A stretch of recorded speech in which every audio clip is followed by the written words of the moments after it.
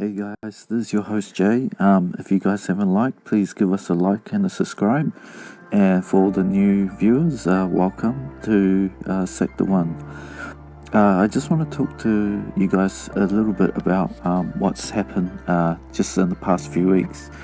The US Sun, they filed a huge Freedom of Information Act to DIA.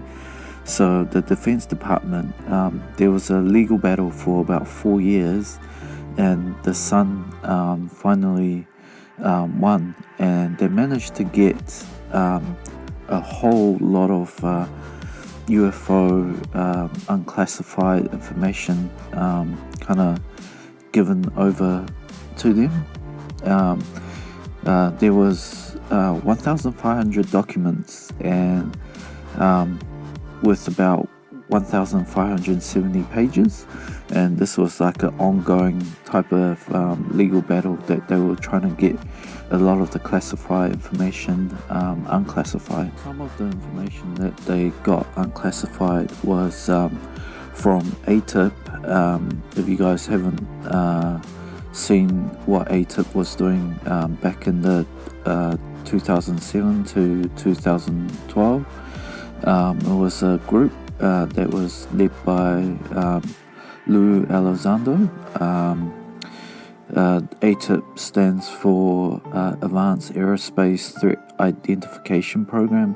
That was part of a Senate inquiry into these unidentified flying objects that was in disguise and also buzzing some of the warships that was routinely going about their business. I remember one time a Russian general, he stated in an interview, he had said that with 100% certainty, with a military build-up, the probability of seeing UFOs were 100%. ATIP was quite famous when the lead singer, Blink-182, he had brought ATIP into the spotlight. He was doing To the Stars Academy. Apparently they were going to disclose a lot of the technology, exotic materials, and also pretty much the scientific side of how this propulsion system was going to work. But I'm not too sure what's happening with To the Stars Academy. Those guys have been quite quiet lately, but I'm pretty sure they're still working on disclosure, because some of the people on the panel includes Lou Elizondo, includes Hal Puthoff, a couple of the really like top brass of, I guess, like the scientific Pentagon, or used to be ex-CIA or Pentagon, including government commissioned scientific reports of these unidentified flying objects, so UFOs. Last year shown there were more than 144 reports of these unidentified aerial phenomenon by military pilots alone. And some of the words that they're using is quite interesting. Some of the official wording they're using is the official acknowledge the nature of these phenomena. Some of them are transmedium, so these objects can pretty much move between spaces, move between air, water, and space, I guess, and atmosphere. Pretty much can maneuver anywhere on Earth without any hindrance and without any limitations, I guess. Like a lot of reports kind of coming from USOs as well, so underwater flying objects, or submergible objects. It seems like some of these encounters are happening deep in the oceans, and in terms of engagements with like sonar, and also submarines are kind of encountering some of these UFOs deep underwater. There must be some significance between the where they're heading to and where they're seen most frequent. There could be maybe an underwater base or some sort that's driving the traffic there. Here's a quote from them. US top spy chief Avril Haines, the DNI, admitted it is consideration for intelligence services that the mysterious objects may have come from outer space. So even like the top spy chief is thinking like these objects are not from this earth, and it's already kind of mentioned that they are from, you know, outer space. So some of these reports that was unclassified, some of these reports went into some of the side effects that's experienced by some of the people that have CE4, CE3 encounters. So like they have radiation burns and some issues, damages that's happened to them physically and also mentally. Some of the documents that the Pentagon has claims that some health effects have impacted on humans, and also some paranormal kind of experiences.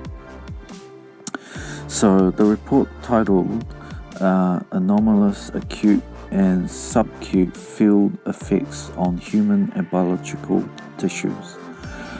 Investigation injuries into human observers by anomalous advanced aerospace systems. The humans have been found to have been injured from exposure to anomalous vehicles, such as the apparent abductions, unaccounted for pregnancies, and sexual encounters, experience of telepathy, and perceived teleportation. So, whoever's visiting us, like, if you guys think about it, right? Why would they go into so much trouble into like getting people pregnant, or like having those type of encounters and cloning humans, right? So what would be their main motivations? It could be a hybridized program, or it could be genetic harvest. So there's something in the human genome that they require or are quite interested in.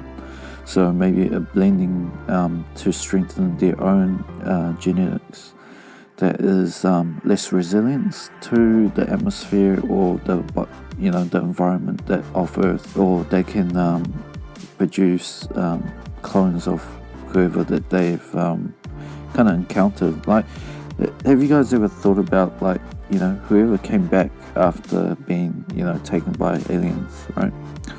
You know, are they the real people that came back, or are they clones that they're just brought back, you know? So that's one thing to consider. And the document is quite interesting. It has these new classifications.